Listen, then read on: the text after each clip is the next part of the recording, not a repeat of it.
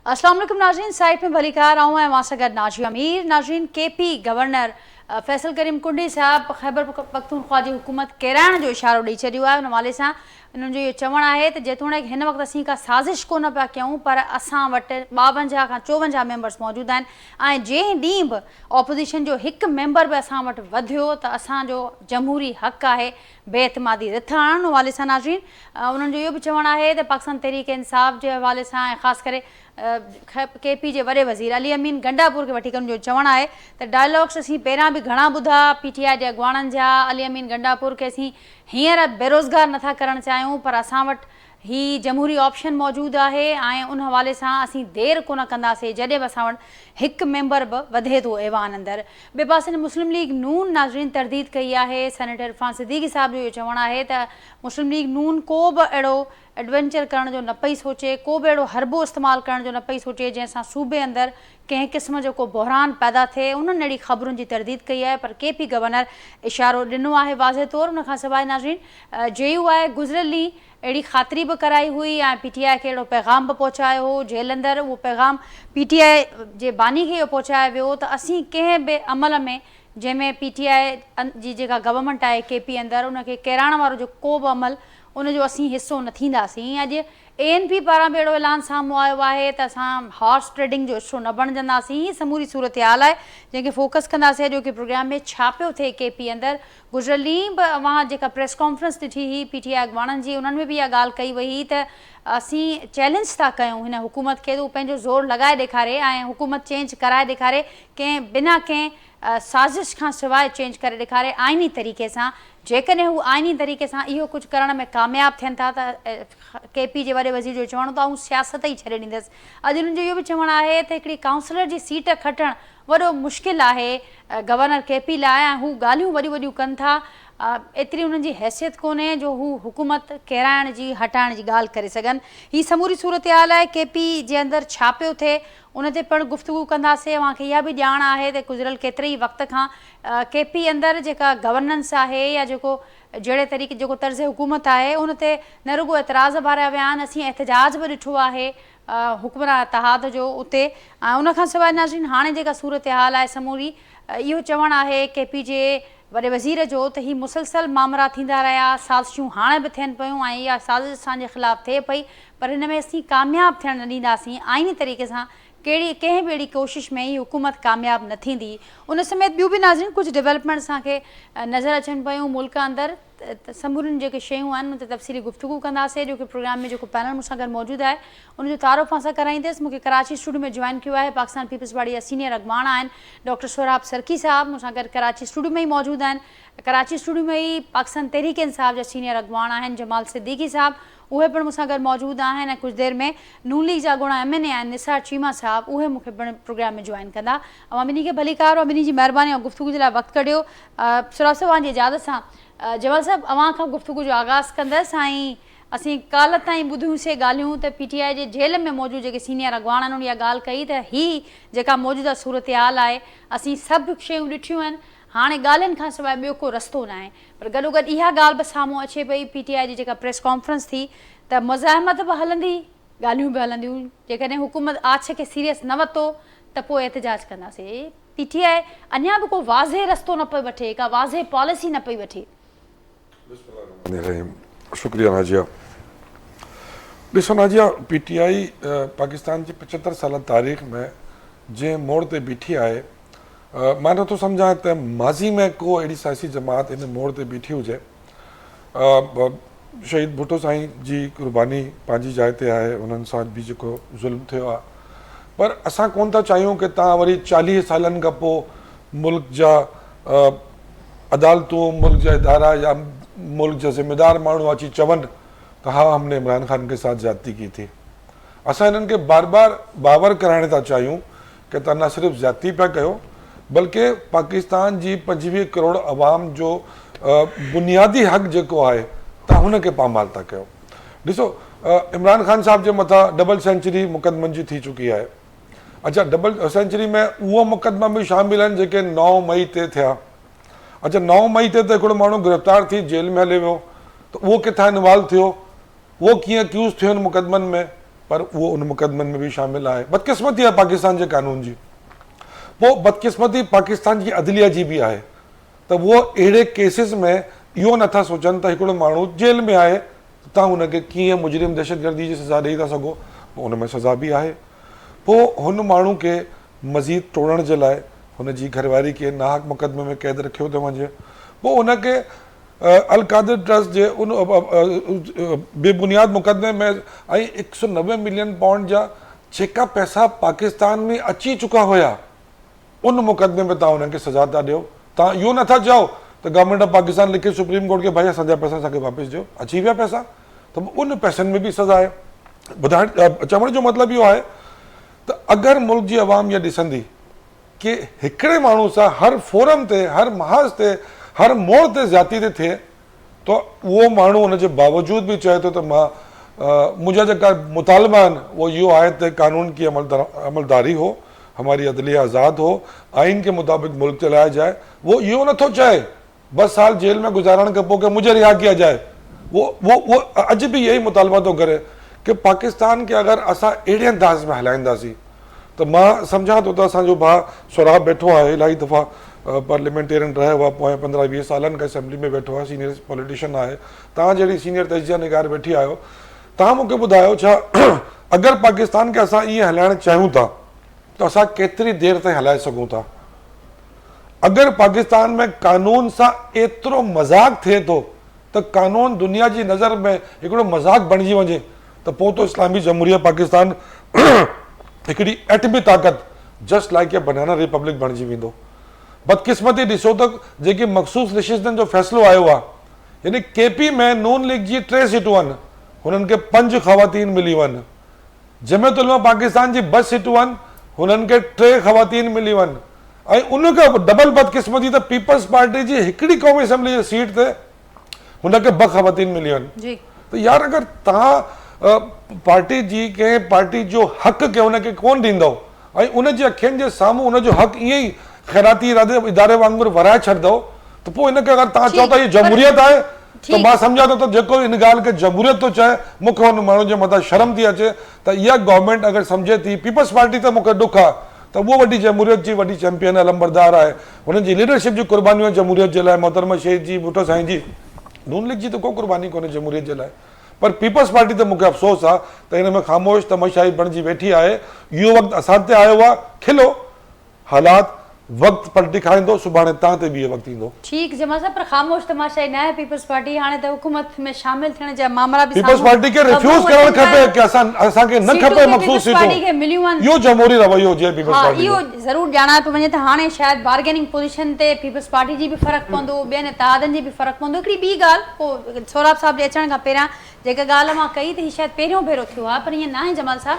जेकॾहिं असां वेझे माज़ीअ खे ॾिसूं या उनखां पोइ असां नज़र विझूं त मुस्लिम लीग नून बि अहिड़ो वक़्तु ॾुखियो ॾिठो आहे, पाकिस्तान पीपल्स पार्टी बि अहिड़ो वक़्तु ॾिठो आहे, ऐं उनखां पोइ सभिनी इहो बि ॾिठोसीं त कहिड़े तरीक़े सां उन्हनि विच जो हिकिड़ो रस्तो बि वरितो, कीअं रस्तो पंहिंजो कढियो। हाणे you are talking about deal, ऐं मां नवाज़ शरीफ जेको रस्तो वरितो हो, जेके पीटीआई जा सीनियर अॻवाननि जेल में वेही उहा ई ॻाल्हि कनि पिया त को रस्तो कढो, को एनआरओ जी ॻाल्हि कयो, रस्तो हुई न नाजी फ़र्क़ु आहे, ज़मीन आसमान जो फ़र्क़ु आहे हिन में। जेकी तव्हां ॻाल्हि नून लीग जी चओ भई, नवाज़ शरीफ साहब चंद महीना जेल में रही ॿाहिरि हले वियो, ज़िंदगी ॿाहिरि गुज़ारी, सॼी पाकिस्तान खे ख़बर आहे। हिकु दफ़ा न 2 दफ़ा डील करे ॿाहिरि हले वियो, त हुनखे पंहिंजे मुक़दमनि जी ख़बर आहे। ऐं जॾहिं डील जे करे ॿाहिरि बि डील ही जे करे वापसि आयो, हिकिड़ो मुजरिम जेल मां ॿाहिरि वियो, वापसि जेल ई कोन वियो। त यार अगरि पाकिस्तान जे कानून खे तव्हां पॉलिटिशियन जे लाइ एतिरो ज़रखेज़ ठाहे छॾंदव त पोइ त पाकिस्तान में को बि माण्हू जुर्म कंदो, डील कंदो, उनखां पोइ सभु सज़ाऊं माफ़ आहिनि, सभु शयूं माफ़ आहिनि उन ते। त असांजी लीडरशिप इहो लेटर लिखियो आहे, इहा ई ॻाल्हि इमरान ख़ान साहिबु चई, मां मुज़ाकरात करणु चाहींदुमि, पर अगरि मुज़ाकरात मां नाजिया सां कयां, नाजिया जे इख़्तियार में कोन्हे, पोइ मां काज़ी साहिब सां मुज़ाकरात कयां न, जंहिंजे इख़्तियार में आहे फ़ैसिलो करणु। त इन करे इमरान ख़ान चवंदो आहे कि अगरि तव्हांजे इख़्तियार में आहे त you have to show your power, कि तव्हां फ़ैसिलो करे सघो था।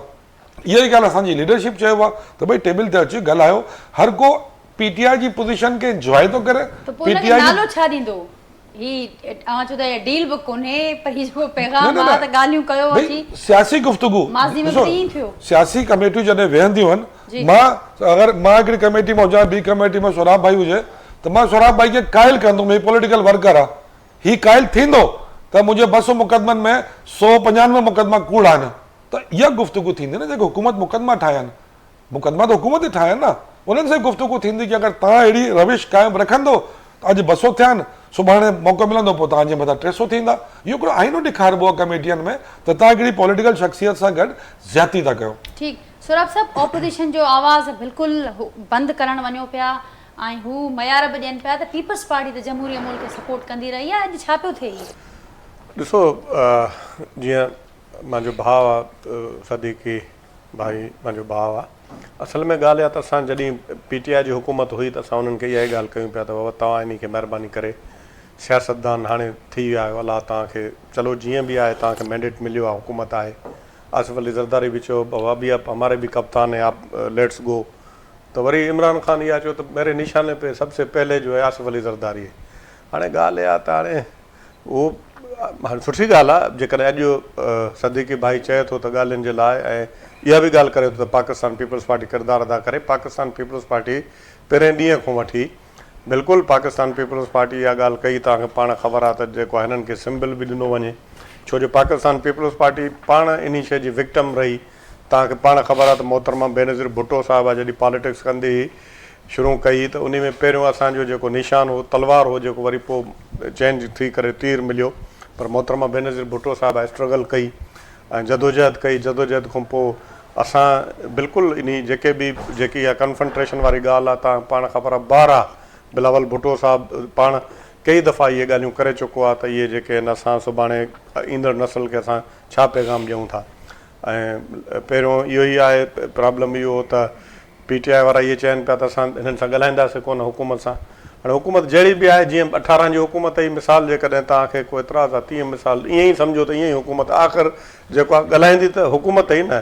ऐं जेको उन्हनि में जेको बि जहिड़ो बि तरीक़ो थियो, जीअं बि थियो, हिकिड़ो आइनी हक़ु इस्तेमालु कयो अपोज़िशन, मिसाल PTI जी हुकूमत खे किरायो ऐं उन खां पोइ वरी उन्हनि हुकूमत जेको आहे साल ॾेढ जेको आहे हुकूमत कई, पर हुया त ऑन फेस त जेके आहिनि उहे सियासतदान आहे न।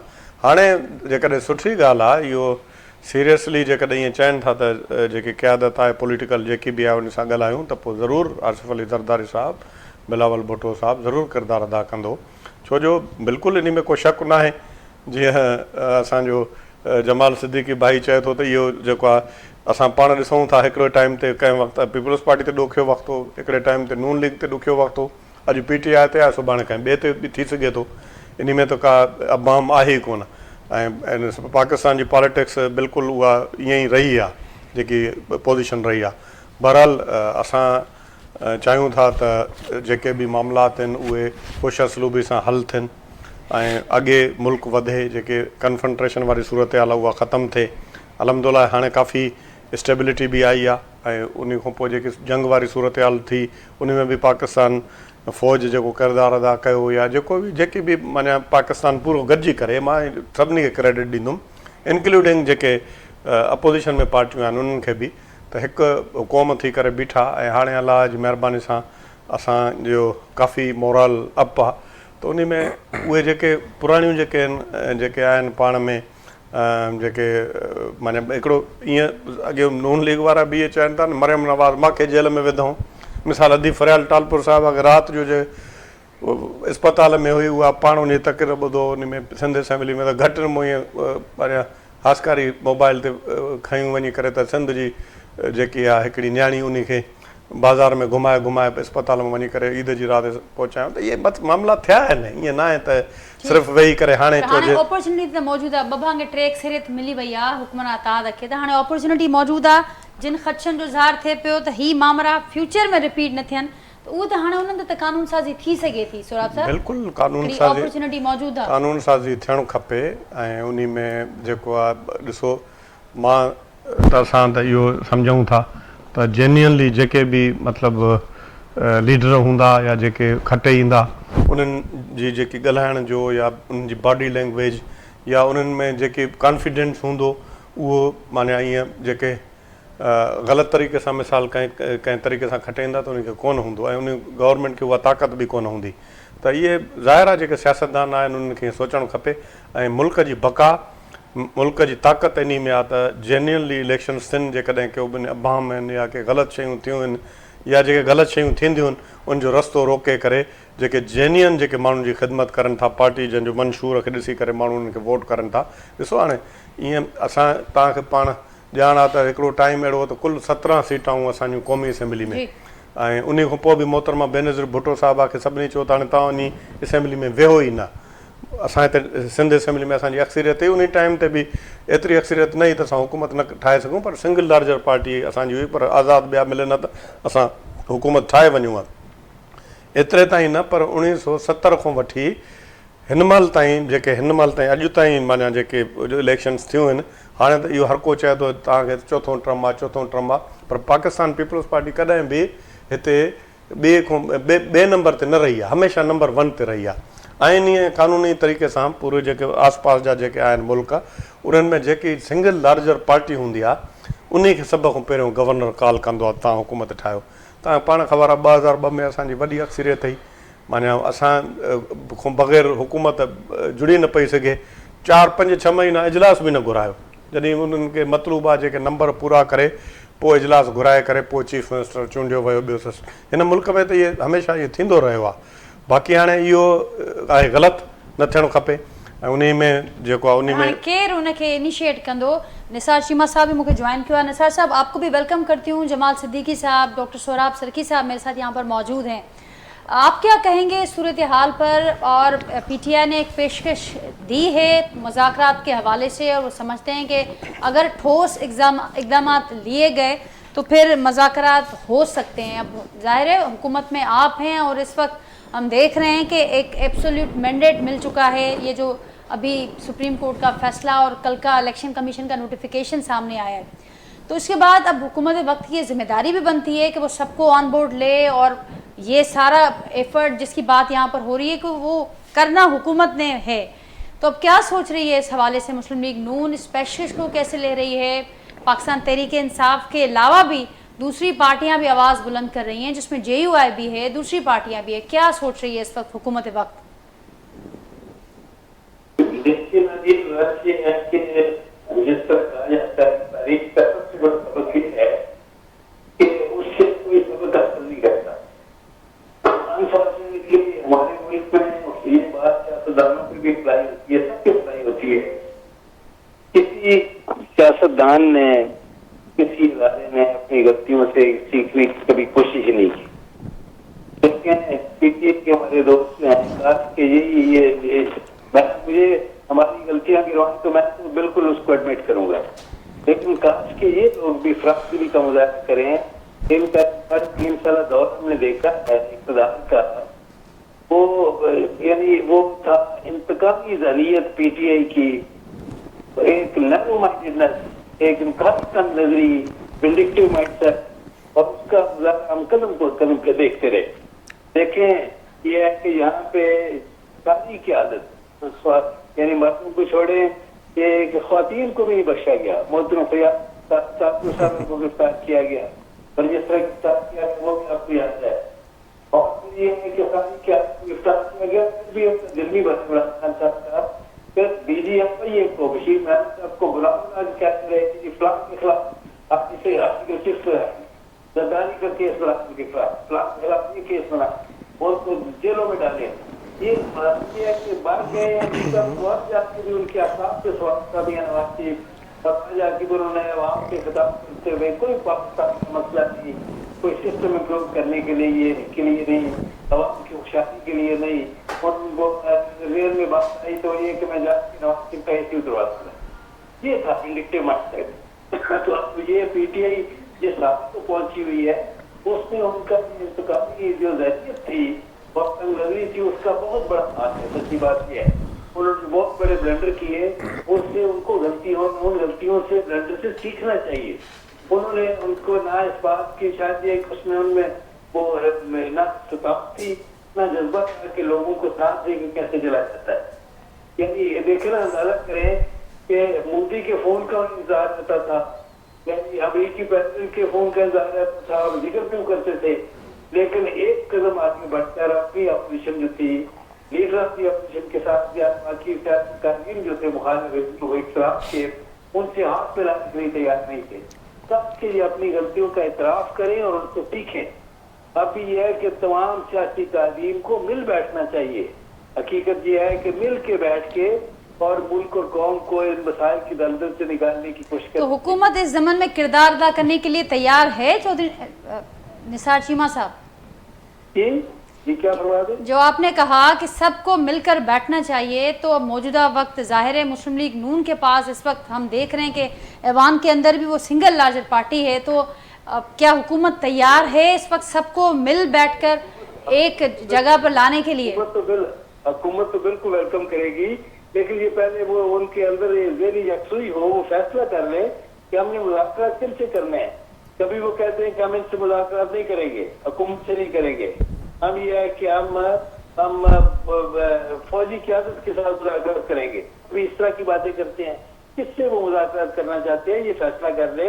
और मैं फिर कहता हूँ कि कौम को मसाइल के दलदल से निकालने का तरीका ये है कि तमाम सियासी कायदीन, तमाम सियासी क़यादत जो है मुल्क की, वो मिल बैठे बशमूल इमरान खान के और मिल बैठ के मुल्क और कौम को इस मसाइल की इस दलदल से निकालने के लिए कोशिश करें। ठीक चीमा साहब, पहले आपने कहा कि पहले पीटीआई ये फैसला कर ले कि वो किन के साथ मुज़ाकरात करना चाहते हैं। इससे पहले मौक़िफ़ उनका मुख्तलिफ था। अब जान लेते हैं हम जमाल साहब से, और साथ साथ आप ये भी बताइए कि इस वक्त आप समझ रहे हैं कि चैलेंजेस भी हैं, वो खारजी सतह पर भी हैं, वो दाखिली सतह पर भी हैं, तो सबको मिलना होगा।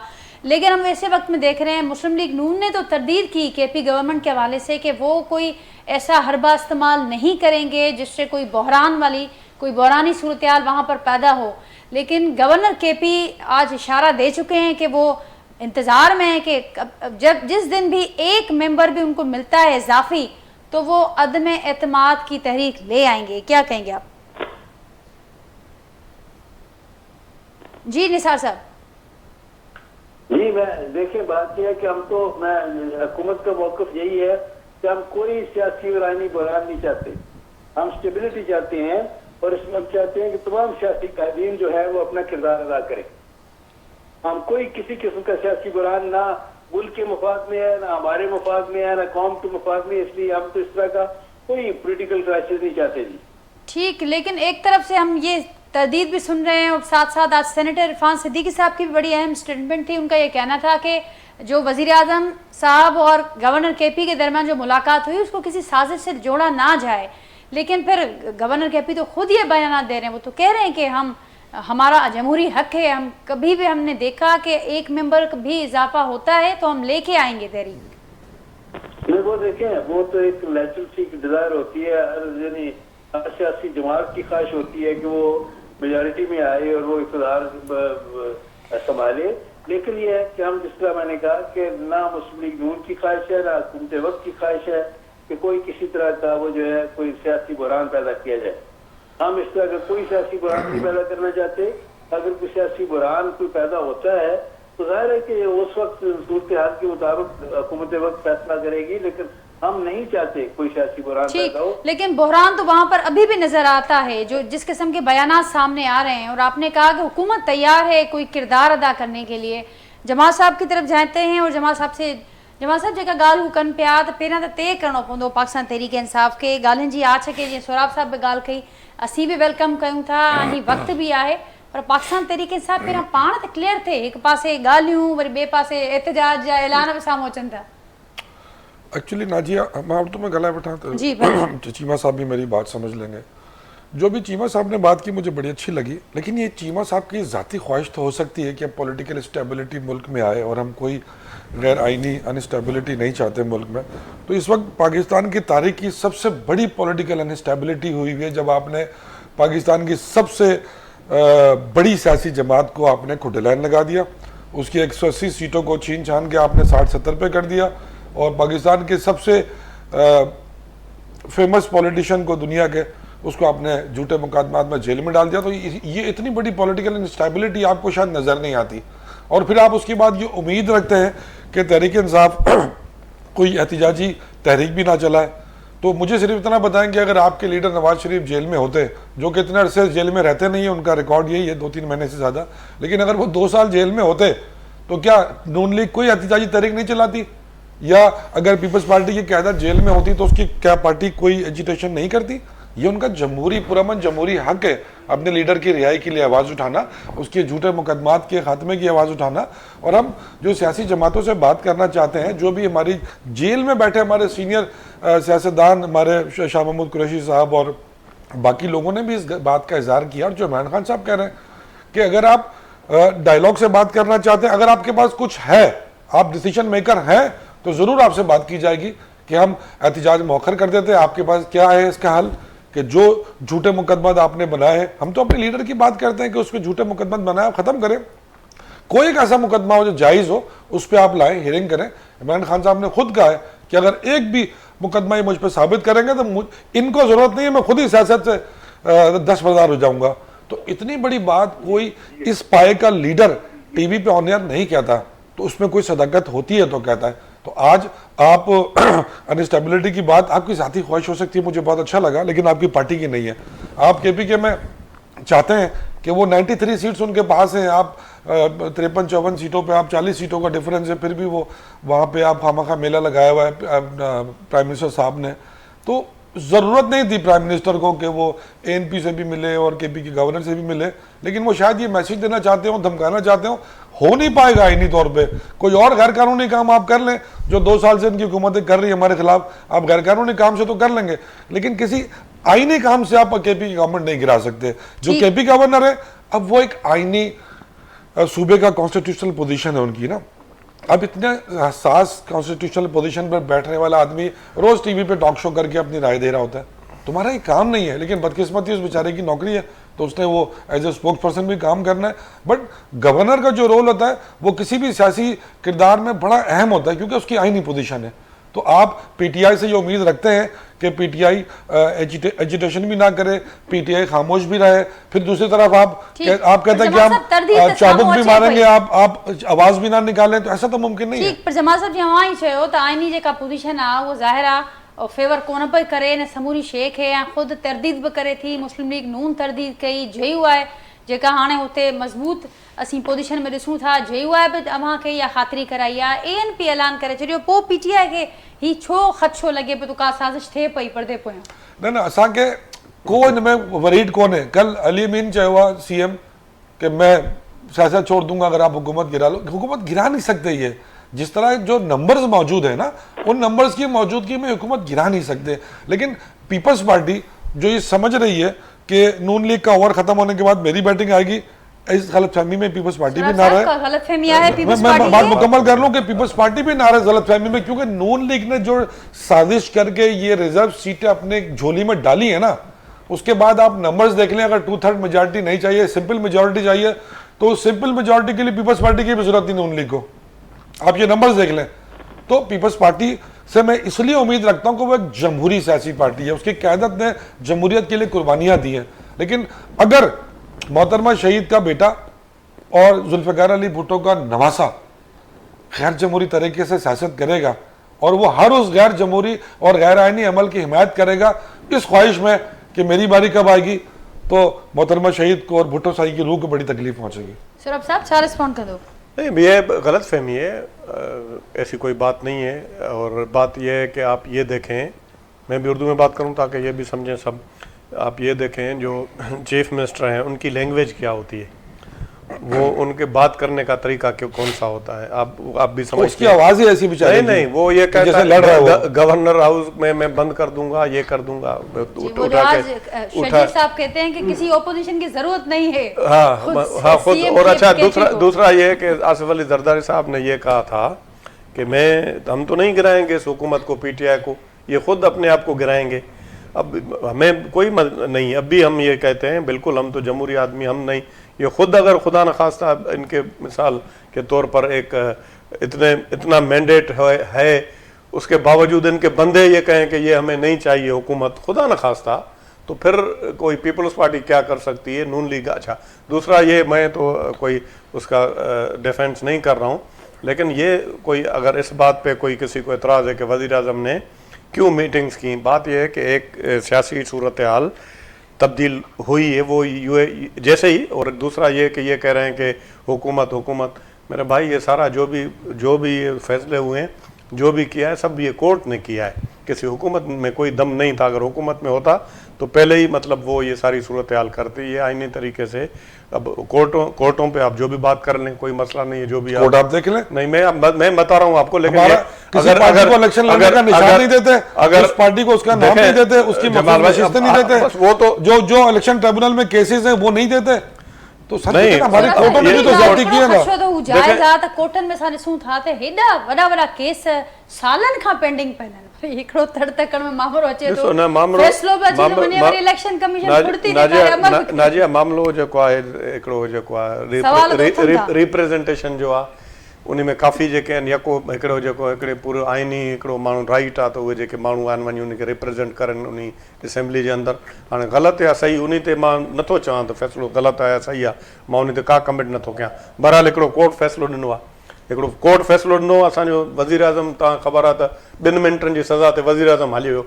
उन ते इहे फ़ैसिला त हाणे अलाह पनाह ऐं बिल्कुलु जीअं सदीक़ी साहिबु चयो त ज़ुल्फ़िकार अली भुट्टो सां ज़्यादती थी 40 सालनि खां पोइ चयूं त ग़लति फाई जी सज़ा ॾिनी आहे, ग़लति ॾिनी आहे। समझो पते उन्हनि जो ई तसलसल आहे, अहिड़े फ़ैसिलनि जो ई तसलसल ॾिसो ॻाल्हि इहा त न, मां हिकिड़ी गुज़ारिश कयां, जहिड़ो बि आहे बहरहाल उन फ़ैसिलो हिकिड़ो कोर्ट ॾिना आहिनि, उहे कोर्ट फ़ैसिला ॾिना आहिनि, उहा वरी तारीख़ पंहिंजो ॿुधाईंदी। असां त जेकॾहिं को ग़लति फ़ैसिलो सम्झूं त उन ते ज़रूरु कोई बि तबसरो करे सघे थो। बहरहाल इहो हिकिड़ो फ़ैसिलो ॾिनो आहे, त उन फ़ैसिले जे तनाज़ुर में प्राइम मिनिस्टर ज़ाहिर आहे जेको आहे, जेके उते अथनि ॿिया माण्हू इत्यादि ॿिया टिया, उन्हनि सां मशवरो करण में का अहिड़ी ॻाल्हि कोन्हे। उन खां पोइ जेके शयूं क्लियर थी वियूं, वज़ीर आज़म जे तरफ़ां बि अची वियो, पाकिस्तान पीपल्स पार्टी जे तरफ़ां बि अची वियो, फज़लुर रहमान जमियत उलमा इस्लाम जे तरफ़ फज़लुर रहमान साहब बि चई छॾियो। अॻे ई उनखे वेही करे मेरी मूंछें काट लेना, मेरा सर काट लेना, मैं सियासत छोड़ दूंगा, बाबा अहिड़ी ॻाल्हि करें छो थो, ज़रूरत ई न आहे। हाणे तूं जेकॾहिं आहे कमु करणो त तूं कमु कर। हाणे अनगाइडेड मिज़ाइल आहे, अहिड़े क़िस्म जूं ॻाल्हियूं करे थो, त पोइ ज़ाहिर आहे जेकॾहिं को माण्हू सियासत में ॻाल्हि कंदो त उनजो जवाबु त ज़रूरु ईंदो न। ऐं गवर्नर वारो जेके आहिनि, माना हुननि जी जेकी पाण में जेकी आहे बयाननि वारो सिलसिलो, मां सम्झां थो उहो इन जी कड़ी बि थी सघे थी। ऐं उन में का अहिड़ी का पार्टी पॉलिसी त मां नथो सम्झां त का पार्टी पॉलिसी हुजे, हूंदी त पोइ ज़ाहिर आहे उहा ज़ाहिर थींदी। उहा बाक़ी हे रोज़ जेकी हुनजे तरफ़ां फायरिंग थींदी आहे त उन जो जवाबी फायरिंग ज़रूरु उनखे ॾे करणी पवंदी आहे। उहो चवंदो आहे मां तव्हांजा जेको पंहिंजो मुलाज़िम हटाए छॾींदुमि, गवर्नर जो रस्तो दर बंदि करे छॾींदुमि, गवर्नर निकिरी न सघंदो, हे कर। हाणे इहा आहे त उहो काउंसलर न जी सघंदा, एम एन ए रहियो आहे, डिप्टी स्पीकर रहियो आहे, एतिरो तकबर बि अलाह खे पसंदि न आहे। तव्हांखे पाण ख़बर आहे त बिलावल भुट्टो साहिबु पहिरियों आयो, पर हल छा आहे सोराब साहब, हाणे हे ॿिन्ही पासनि आहे, ॿई तमामु ज़ाहिर अहम उहिदा आहिनि ऐं ॿिन्ही ते जेकॾहिं अहिड़े लफ़्ज़नि जी ॾे वठि ॾिसो हल इहो आहे। ॾिसो हाणे तव्हां हिकिड़ी ॻाल्हि तव्हां हिकिड़ी ज़बरदस्त ॻाल्हि कई, तव्हां चयो चीमा साहिब खे त हुकूमत तव्हांजी आहे, हाणे तव्हां उन में पंहिंजो किरदारु अदा कयो, ऐं बिल्कुलु इहा तव्हांजी सुठी ॻाल्हि आहे। तव्हां ॻाल्हि जेकी कई ख़ैबर पख्तूनख्वा में कंहिंजी हुकूमत आहे, PTI जी आहे, उहे उनखे माहौल खे बहितर करनि न, बजाए कन्फ्रंटेशन जे तरफ़ वञण जे। ऐं हाणे मूंखे हिते चवणु न खपे, मां ख़बर न आहे जेको आहे इहा जेको हाणे 18 जेके माण्हू ॿुॾी करे सैलाब में मरी विया, ऐं उते अलाए छा सूरत हाल हुई जेको हले थो। ऐं पाकिस्तानी तारीख़ में अहिड़ी सूरत हाल असां कोन ॾिठी आहे। ख़ुदा न ख़ास्ता इहा सिंध गवर्नमेंट में हिते कंहिं ॿी में थिए हा त पोइ उन जी छा उन ते केॾी पॉलिटिक्स थिए या छा सूरत हाल थिए। त उन तरफ़ जेके आहिनि एडमिनिस्ट्रेशन जे तरफ़ ध्यानु ॾिजे। बाक़ी यको सिर्फ़ु जेको आहे पंहिंजो ईअं जेकी सियासी बमबारी हले थी, जेकी ख़ासि करे इहा हुन जी आदत आहे चीफ मिनिस्टर जी, त पोइ उन जे रिएक्शन में माण्हू ज़रूरु रिएक्शन ईंदो। ठीक, निसार चीमा साहब क्या रिस्पॉन्ड करेंगे आप? जमाल साहब को आपने सुना, सोराब साहब को आपने सुना कि ये कन्फ्रंटेशन का जो माहौल है, और जाहिर है वहाँ पर जो हुकूमत है उसकी जिम्मेदारी बनती है कि वो उससे किस तरह से उससे खुद को अलहदा करे और दूसरे तरफ से जो इंतज़ामी मामलात हैं उन पर ध्यान दिया जाए। देखिए, सच्ची बात ये कि मुझे दोनों दोस्तों की गुफ्तगू जो है वो बड़ी अच्छी लगी, और असूली गुफ्तगू उन्होंने की, और कोई ऐसी तलखी वाली बातें नहीं की। और मैं समझता हूँ कि देखें, KP में हुकूमत PTI की है, उसको डिस्टेबलाइज करने की कोई कोशिश नहीं होनी चाहिए, ना उसमें फेडरल गवर्नमेंट को कोई किरदार इस तरह का अदा करना चाहिए, मनफी किरदार, ना गवर्नर को इसमें कुछ किरदार अदा करना चाहिए। कोई डिस्टेबलाइज करने की कोई जरूरत नहीं है, ना करना चाहिए, ना ये मुल्क कौम के मफाद में है। जब वहाँ सियासी इस पे काम होना चाहिए, और दूसरी बात यह है, फिर मैं ये कहूंगा कि सारी सियासी क़यादत को बशमूल इमरान खान के सबको मिल बैठना चाहिए, सर जोड़ के बैठना चाहिए, मुल्क और कौम के मफाद में ये इस मुल्क और कौम को मसाइल से निकालने की कोशिश करनी चाहिए और सारी सियासी क़यादत को मिलकर एक किरदार अदा करना चाहिए। इसी में मुल्क और कौम का मफाद है।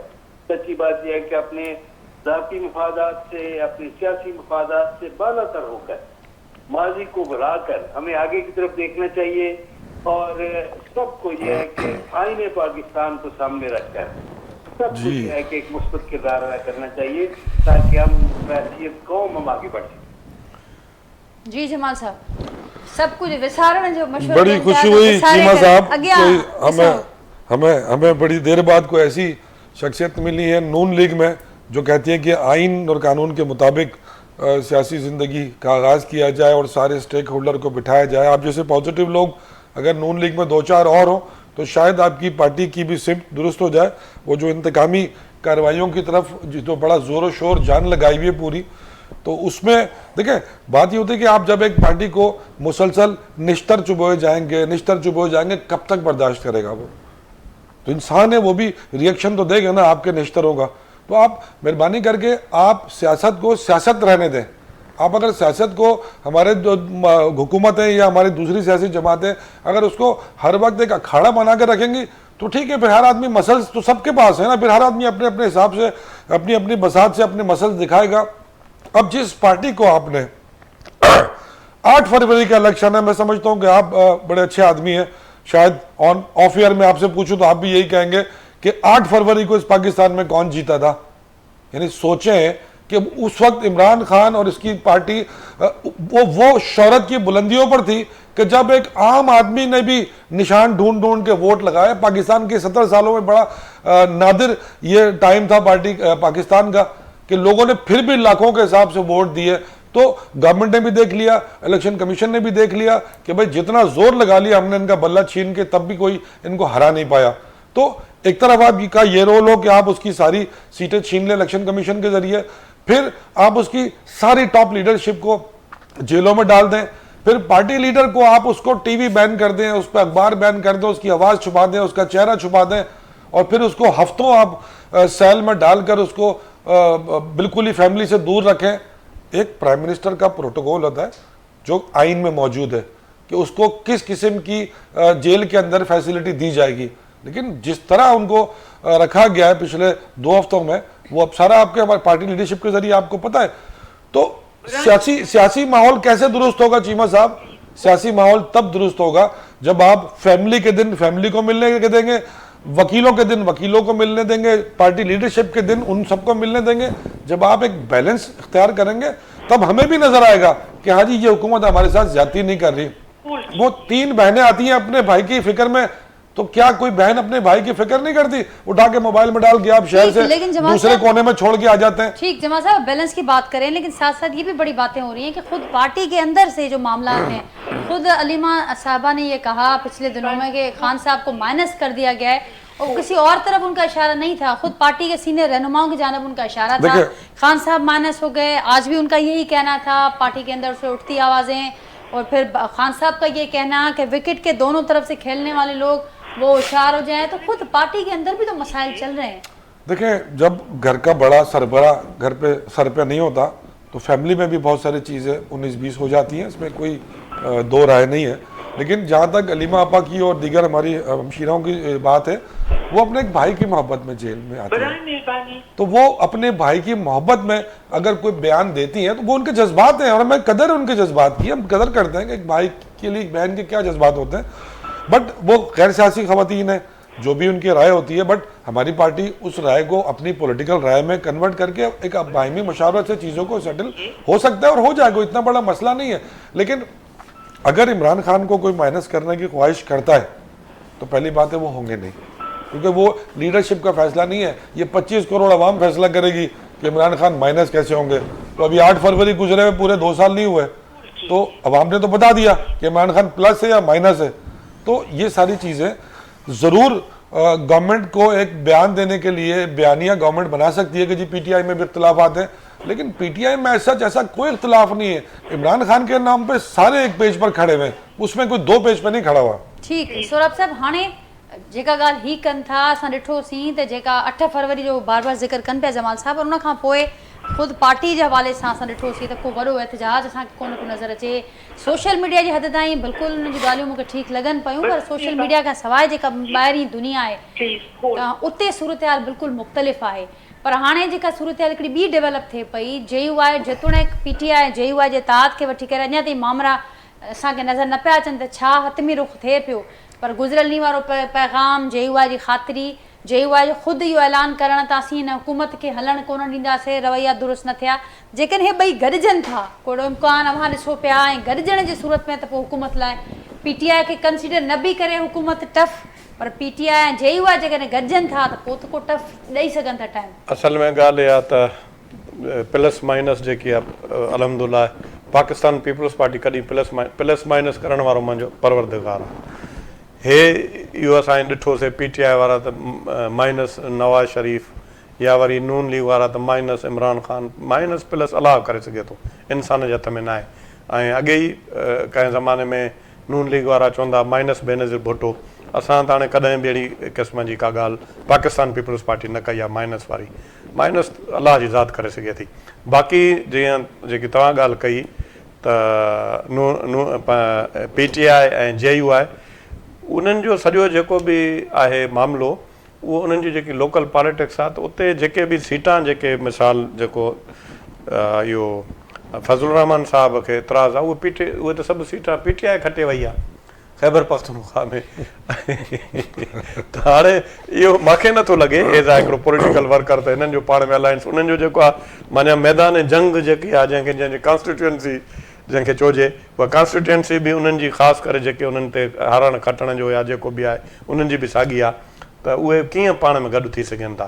मूंखे बिल्कुलु कोई उन जो चांस नज़र नथो अचे। हा, फज़लुर रहमान साहिबु पुराणो सियासतदान आहे, उन हमेशह जेकी सियासत कई आहे, जेके उनखे सीटां मिलियूं आहिनि ऐं उन सीटनि खां वधीक उन इफेक्टिवली कमु कयो आहे। पाण ख़बर आहे त उन्हनि तमामु घटि नंढी पार्टी हूंदे करे त ॿिन्ही पार्टियुनि जो जेके माना पीपल्स पार्टी ऐं नून लीग, उन्हनि जो जेको आहे सॼो जेको आहे सरबराह बि उहो रहियो आहे, उहो पंहिंजी जाइ ते उनजी हिकिड़ो सीनियर सियासतदान आहे, उहा पंहिंजी जाइ ते उहो कॾहिं बि अहिड़ो ग़लति फ़ैसिलो न कंदो जो PTI सां वञी करे मिले। बाक़ी ज़ाहिर आहे उन पंहिंजी हिकिड़ी पॉलिटिक्स आहे, हिकिड़ो गवर्नमेंट ते जेको आहे सियासी लिहाज़ सां प्रेशर बिल्डअप करण जे लाइ, या जेको उन हाणे जेको आइनी तरमीमूं थियूं उन में जेको साथ ॾिनो, उन में खोड़ अहिड़ियूं शयूं पंहिंजूं उन मनायूं, ख़ासि करे जेको आहे हिते सूद वारो निज़ाम आहे या ॿिया जेके इशूज़ आहिनि, ज़ाहिर आहे उहो बि पंहिंजी उन्हनि जी हिकिड़ी पॉलिटिक्स आहे, उहे पॉलिटिक्स पाकिस्तान में करनि पिया, उहे ज़रूरु कंदा, पर मूंखे नज़र नथो अचे त को PTI सां उन्हनि जो को अलायंस थींदो। ठीकु, जमाल साहब अव्हां कुझु चवंदो ऐड करणु चाहींदो? न जी, ॾिसो इम्पोर्टेंट ॻाल्हि इहा आहे त PTI वटि सिर्फ़ु हिकिड़ो KP की गवर्नमेंट आहे ऐं उहो बि वॾी मेजॉरिटी सां आहे। ईअं न आहे की कोई मिली जुली कोई अलायंस गवर्नमेंट ठाही आहे। अच्छा, हिकु पासे तव्हांजी हुनजी सॼी पूरी गवर्नमेंट जी सीटूं उॾाए छॾियूं, लीडरशिप कोन्हे, मेन चेयरमैन पार्टी जो जेल में, सभु कुझु तव्हां हुनखे ज़ुल्म ज़्यादती करे चुकी आहे हुकूमत। हिकिड़ी असांजे सूबे में हुकूमत बची आहे ऐं उन ते बि हर माण्हू जी नज़र आहे, त पोइ ज़ाहिर इहो नेचुरल आहे त असांजो रिएक्शन की भाई सभु कुझु त तव्हां असांजो तहस नहस करण जी कोशिशि कई आहे, पर हिते जिथे असांजी मेजॉरिटी 93 सीट्स जी गवर्नमेंट आहे, उते बि तव्हां साज़िशूं था कयो की हिनखे बि कोशिशि कयूं त किरायूं हीअ हुकूमत ख़तमु कयूं। फज़लुर रहमान साहिबु ॾिसो सीनियर पॉलिटिशियन आया, असां सीनियर जी इज़त कंदा आहियूं, पर हुते ANP जी बि वॾी ख़्वाहिश आहे, पीपल्स पार्टी, नून लीग, ANP, फज़लुर रहमान साहिबु, इहो सभु मिली बि 53 सीट्स हुननि जी थियनि थियूं, साम्हूं वारी जी 93 ऐं 40 सीटनि जो डिफरेंट आहे, कुझु बि नथो थी सघे।